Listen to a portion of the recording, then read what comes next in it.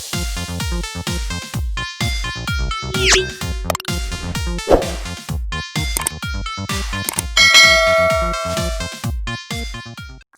semuanya, balik lagi di channel YouTube aku. Di video kali ini aku mau ngebahas lagi sesuatu yang menarik untuk kita bicarakan. Ya, di sini aku mau bikin video mengenai fakta dan kontroversi di balik lagunya KK Bukan Boneka. Karena setelah video klipnya itu tayang, banyak banget orang-orang yang ngebicarain mengenai itu. Terus juga banyak banget fakta-fakta yang bermunculan di balik pembuatan video klipnya itu. Dan di sini aku mau merangkum semua informasinya. Dan aku juga di sini sudah research, sudah mencari informasi ke berbagai sumber. Dan insya Allah sumber informasi yang aku dapat ini adalah sumber yang bisa dipercaya. Oke, aku udah ini guys, udah aku catetin semuanya supaya nggak ada yang kelupaan, nih sekitar 4 halaman dan udah aku catat di sini. Dan langsung aja kita masuk ke pembahasan mengenai fakta dan kontroversi di balik lagu KK Bukan Boneka.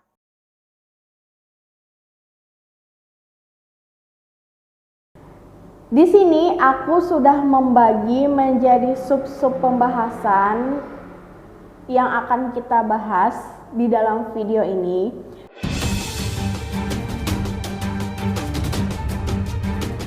Pembahasan yang pertama yaitu mengenai plagiasi. Jadi beberapa waktu yang lalu Noffi Umar, kalau kalian belum tahu, Noffi Umar itu adalah seorang komposer dan pencipta lagu Aku Bukan Boneka yang dinyanyikan oleh Karini Wulandari. Ya, kalian tahu sendiri kan lagu Aku Bukan Boneka itu dan KK Bukan Boneka itu disangkut pautkan. Bahkan ada yang bilang bahwa lagunya KK Bukan Boneka itu meniru lagunya Aku Bukan Boneka. Jadi di sini seorang Noffi Umar, pencipta lagunya Aku Bukan Boneka, mengklaim bahwa sebagian lagu KK Bukan Boneka itu sangat identik dengan lagu ciptaannya yang berjudul Aku Bukan Boneka, yang diciptakan oleh dirinya sendiri yaitu Noffi Umar dan dinyanyikan oleh Karini Wulandari. Yang Noffi Umar maksud itu adalah part yang ini guys, yang KK Bukan Boneka, boneka, boneka itu sama banget dengan Aku Bukan Boneka, boneka, boneka. Kalau aku pribadi sebagai orang awam dan penikmat lagu, memang kedengarannya itu sama banget antara bagian part yang di lagunya KK Bukan Boneka dengan yang di bagian lagunya Aku Bukan Boneka. Cuma ada katanya aja yang berbeda, tapi untuk nadanya sendiri menurut aku itu hampir sama. Nah, jadi di sini juga banyak banget kontroversinya, sampai-sampai Noffi Umar dan Karini itu dihujat juga oleh netizen-netizen. Untuk masalah plagiasi sendiri, aku memang tidak begitu menguasai mengenai hal tersebut, makanya aku mencari informasi dan ketemu informasi tersebut di channel YouTube-nya Dunia Manji. Jadi di sini aku mengutip penjelasan Kak Anji. Di sana Kak Anji memang spesifikasi menjelaskan mengenai masalah plagiasi dan juga membahas mengenai lagunya KKK ini. Kata Kak Anji, lagu itu dikatakan sama atau plagiat jika memiliki 2, 4, sampai 8 bar yang sama. Jadi antara lagu satu dengan lagu yang satunya itu ada kesamaan sebanyak 8, 4, atau 2 bar. Nah, jadi kalau kalian belum tahu bar itu apa, di dalam musik ada birama 4/4. Nah, jadi itu yang dikatakan bar. Jadi contohnya di sana Kak Anggi juga menjelaskan, contohnya misalkan aku bukan boneka, boneka, boneka. Jadi setiap 4 ketukan itu adalah 1 bar. Jadi yang di partnya yang aku bukan boneka 1 bar, boneka, boneka 2 bar. Nah, jadi di situ juga masih banyak perbedaan pendapat. Ada yang mengatakan 2 bar itu sudah dikatakan plagiat, 4 bar juga plagiat, sampai 8 bar. Jadi di situ masih ada perdebatan mengenai hal tersebut. Tapi Kak Anji di sana juga mengutip dari Undang-Undang Nomor 28 Tahun 2014 mengenai hak cipta. Jadi di dalam undang-undang itu menjelaskan menggunakan ukuran kualitatif, yang artinya dinilai dari bagian lagu yang menjadi ciri khas lagu tersebut. Misalkan lagunya Keke bukan boneka dengan Aku bukan boneka itu kita masukkan ke dalam Undang-Undang Nomor 28 itu, memang sama di bagian part yang Aku bukan boneka dan Keke bukan boneka, tapi sebenarnya ciri khas kedua lagu itu berbeda guys. Karena memang kalaunya Aku bukan boneka, yang menjadi ciri khasnya memang di bagian itu yang Aku bukan boneka, boneka. Tapi kalau di Keke bukan boneka itu yang sering dinyanyikan adalah bagian refnya, yaitu yang Aku bukan bonekamu, bisa kau suruh-suruh, yang itu. Jadi kalau kita mengacu kepada undang-undang itu memang ada perbedaan dan belum bisa dikatakan plagiasi. Jadi kesimpulannya guys, jika kita memakai acuan Undang-Undang Nomor 28 Tahun 2014 mengenai hak cipta, bagian substansi atau yang menjadi ciri khas kedua lagu tersebut itu berbeda. Nah, untuk masalah plagiasi sendiri aku cuma bisa sampai situ membahasnya. Dan aku balikan lagi ke kalian, pendapat kalian gimana? Apakah benar Kak Keke itu menjiplak lagunya dari Nofie Umar atau enggak? Karena aku juga lihat waktu Kak Anji video call sama Kak Keke, di sana Kak Keke bilang bahwa dia itu nggak tahu sebelumnya ada lagu yang sama dengan lagu yang dia bikin. Kak Anji di sana juga bilang kalaunya memang Keke nggak tahu ya nggak apa-apa gitu loh.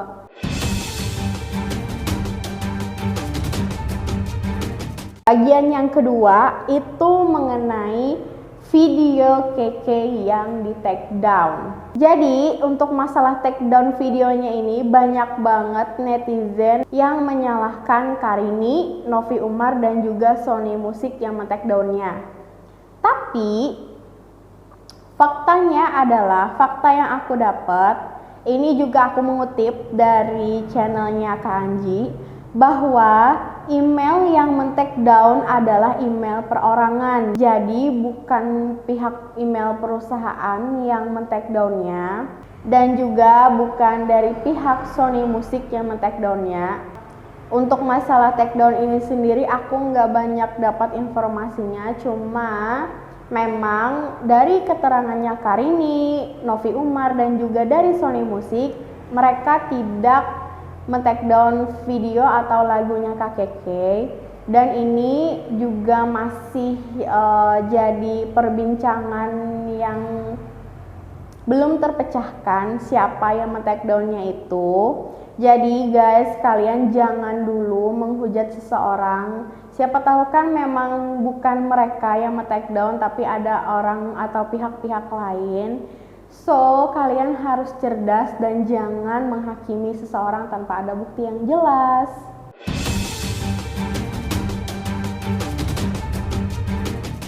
Terus bagian yang ketiga adalah lagu belum didaftarkan ke publisher. Nah, pokoknya aku di sini banyak banget mengutip dari informasinya Kak Anji. Pokoknya penjelasan dari Kak Anji itu sangat memberi pencerahan di aku mengenai masalah ini. Pokoknya terima kasih banget buat Kak Anji. Jadi di sini Setiap orang yang ingin membuat lagu itu harus didaftarkan ke publisher, baru bisa dilakukan penguploadan lagunya itu. Nah, kemudian Kak Keke mengaku bahwa dia memang tidak mendaftarkan lagunya di publisher lantaran dia tidak mengetahui hal tersebut.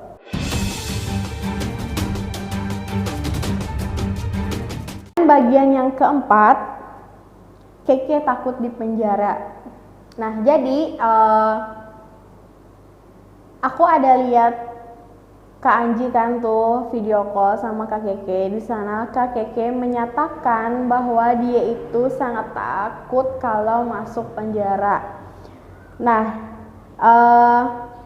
pokoknya di video callnya Kak Keke sama Kak Anji itu, Kak Keke itu nangis guys. Dia bilang dia itu takut kalau masuk di penjara, padahal kan niatnya itu cuma ingin menghibur. Dan Kak Keke juga bilang kalau dia ikhlas kalau videonya itu harus dihapus di YouTube, nggak apa-apa. Terus juga Kak Keke sudah menghubungi Karini dan meminta maaf kepada Karini kalau memang dia ada salah.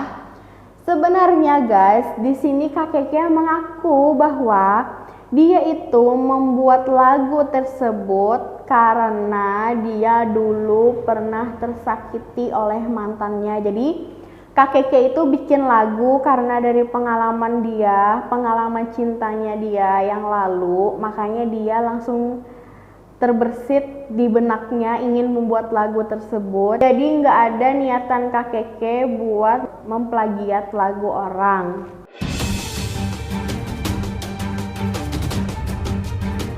Oke, lanjut ke bagian 5. Nah, ini yang seru banget guys, karena tadi kan sudah kita bahas mengenai masalah plagiasi, terus juga masalah hak cipta dan lain-lain sudah kita bahas tadi.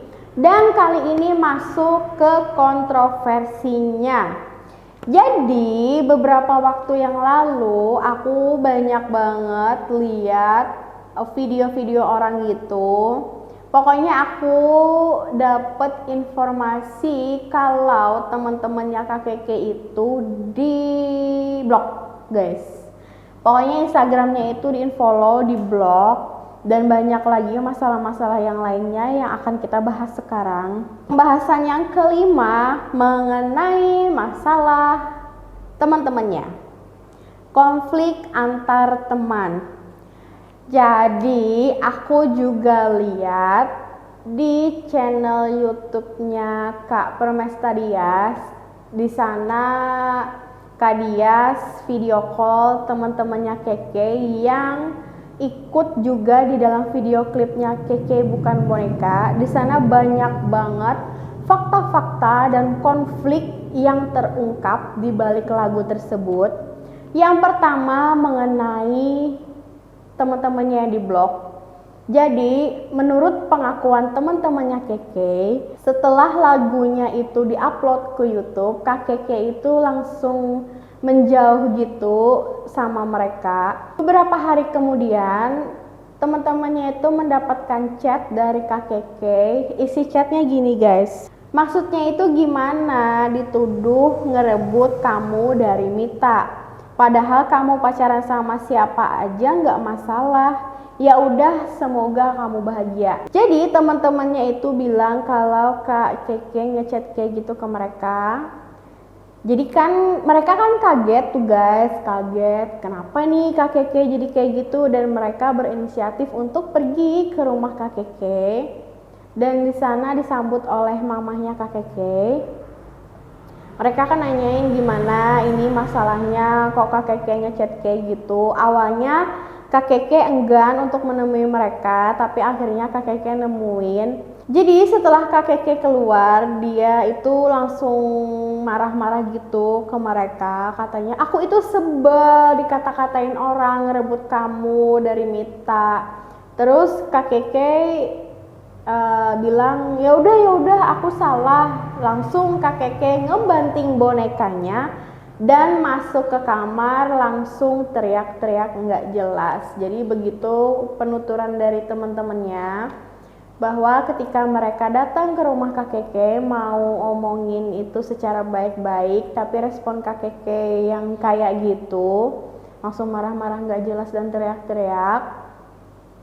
Jadi mereka langsunglah pulang dengan tanda tanya di kepala mereka, ini ada apa, Kak Keke kenapa? Terus yang berikutnya mengenai masalah kostum. Jadi kalau kalian lihat itu live video callnya Kak Keke dengan salah satu acara stasiun TV, di sana Kak Keke bilang bahwa, kan Kak Keke ditanya tuh siapa yang bikin bajunya, terus Kak Keke bilang mengaku bahwa dia yang bikin baju tersebut. Tapi setelah diulik-ulik dan dicari tahu sebenarnya tidak, guys. Jadi aku ada lihat di salah satu channel YouTube orang bahwa di sana Miko bikin klarifikasi bersama ibu-ibu yang ngejahitin bajunya Kak Keke. Kronologis cerita yang sebenarnya itu, si Miko kan dimintain tolong sama Keke untuk mencarikan orang yang bisa bikin baju. Nah jadi kan si Miko itu ngenalin Kak Keke dengan penjahitnya. Dan pengakuan dari penjahitnya itu bahwa Kak Keke cuma mengirimkan foto boneka. Jadi Kak Keke itu mau bajunya itu sama dengan boneka yang ada di foto tersebut. Terus langsung aja kan penjahitnya itu bikin sketsanya dan bikinkan bajunya. Nah, jadi di sini menurut kalian apakah Kak Keke berbohong bahwa dia mengaku yang mendesain dan membuat bajunya? Bisa kalian komen di bawah. Terus masalah yang berikutnya adalah dibayar 200.000. Menurut penuturan Miko dan teman-temannya, mereka itu dibayar cuma 200.000. Padahal mereka mengaku semua persiapan untuk video klip tersebut, dari mencari orang, terus mencari properti dan lain-lain, sampai mencarikan studio yang untuk nge-record video klipnya itu, semuanya itu dari Miko dan teman-temannya. Sebenarnya mereka tidak mau permasalahkan mau dibayar berapapun ataupun tidak dibayar, karena mereka ikhlas membantu Kak Keke buat project itu. Tapi yang bikin mereka kecewa dan gak terima adalah perlakuan Kak Keke setelah video klipnya selesai dan sudah diupload. Kak Keke langsung menjauh dan marah-marah gak jelas sama mereka. Makanya di sana mereka kecewa banget sama Kak Keke. Kenapa setelah perjuangan mereka yang susah itu dibayar dengan perlakuan Kak Keke yang kurang mengenakan. Jadi kalau kalian belum tahu sebenarnya duduk dan awal permasalahannya ini gimana, aku jelasin dulu guys. Permasalahan awal teman-temannya Keke itu berantem sama Kak Keke karena awalnya itu fansnya Miko itu menghujat dan menyalahkan Kak Keke bahwa Kak Keke itu ngerebut Miko dari Mita. Kalau kalian nggak tahu Mita, itu yang ada di video klipnya cewek yang pakai baju biru yang dancer, itu namanya Mita. Padahal guys, sebenarnya Miko dan Mita itu tidak ada hubungan apa-apa. Bahkan si Mita sudah punya pacar dan pacaran selama 5 tahun. Yang mereka bingungkan lagi, masalah tersebut kenapa harus Kak Keke itu marahnya ke mereka. Padahal kan yang ngata-ngatain itu kan netizen kan.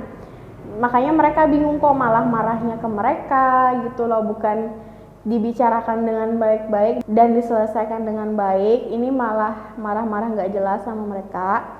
Jadi gitu guys awal masalah ini, karena Kak Keke itu gak terima kalau dibilang sebagai perebut pacar orang. Kemudian juga mengenai masalah studio. Jadi Kak Keke bilang kalau bayar studionya itu kemahalan. Jadi di sini masalahnya bukan pakaian aja, tapi juga masalah pembayaran studio yang dianggap kemahalan dari pihak Kak Keke. Miko dan teman-teman mengaku bahwa mereka itu tidak mau mengambil keuntungan di sana. Terus yang berikutnya lagi, Kak Keke itu ngata-ngatain salah satu temannya Miko. Namanya Randy. Kalau kalian nggak tahu, Randy itu dia yang di video klipnya yang ngayuh becak. Nah itu dia si Randy. Jadi menurut penuturan Randy, dia itu dikatain oleh Kak Keke dia jelek guys. Aku sempet kaget banget sih dengar pernyataan yang kayak gitu. Antara percaya atau enggak. Tapi di sana mereka berani untuk mempertanggungjawabkan perkataan mereka. Manajernya Miko pun menjelaskan bahwa dia yang mengenalkan Randy ke Keke. Dan kali pertama Keke bertemu dengan Randy, langsung dia bilang Randy itu jelek dan cocok banget jadi tukang becak. Aku langsung speechless gitu guys dengarnya. Seorang Kak Keke yang kita lihat dia yang kayaknya orangnya itu kalem, terus kayak sopan, ternyata omongannya kayak gitu. Aku rada kecewa juga dengarnya. Terus juga masalah Kak Keke yang sombong. Jadi menurut penjelasan mereka, Kak Keke itu sering banget nyeritain masalah gajinya. Sampai-sampai waktu di studio aja dia cerita-cerita sama orang yang baru dia kenal mengenai gajinya. Di situ sebenarnya ya guys nggak etis banget kan ngebahas masalah gaji atau apapun. Walaupun ke teman, menurut aku itu pembahasan yang kurang bagus untuk dibahas, apalagi dibahas dengan orang yang baru kita kenal. Mungkin kalau aku jadi orang itu kayak yang oh my god, apaan sih lo gitu loh. Siapa tahu kan orang yang kita ceritain itu gajinya lebih gede dari kita, kan kita nggak tahu. Jadi cukup disimpan aja lah masalah yang kayak gitu. Dan di bagian terakhir aku akan ngebahas mengenai pertemanan Miko dan juga Kak Keke. Menurut Miko, dia itu sudah berteman dengan Kak Keke selama 1 tahun. Jadi awalnya dia kenal itu, dia ngechat atau nge-DM Kak Keke. Nge-DM kan karena dia tahu Kak Keke itu seorang YouTuber dan dia mau ngajak collab. Dan Kak Keke langsung ngebales karena alasannya Miko itu ganteng guys. Jadi kalau yang gak ganteng gak Kak Keke balas gitu. Awalnya Miko dan teman-teman itu sebenarnya tulus temenan sama Kak Keke lantaran kasihan karena Kak Keke itu sebelumnya gak punya teman. Tapi dengan kejadian yang sekarang mereka kayaknya pikir 1000 kali deh pengen temenan lagi sama Kak Keke karena diperlakukan seperti itu. Oke guys, jadi itu pembahasan mengenai fakta dan kontroversi di balik video klip lagunya Keke Bukan Boneka. Semoga info-info dari aku ini bisa lebih membuka pikiran kalian mana yang benar dan mana yang salah. Jadi kalian jangan menghakimi orang sebelum tahu bukti yang benarnya itu gimana. Dan aku juga berharap semoga kasus ini atau masalah ini cepat selesai karena mungkin masih banyak hal-hal yang lebih penting dibicarakan daripada masalah ini, ya enggak sih guys? Ya segini aja video dari aku, semoga kalian suka dengan videonya. Seperti biasa, jangan lupa kalian follow Instagram aku @putririta26 dan subscribe channel YouTube aku Rita Putri Lestari. Like video aku jika kalian suka dan share ke seluruh media sosial yang kalian punya. Komen juga di bawah video-video apa lagi yang harus aku buat. Sampai jumpa di video selanjutnya. Bye bye.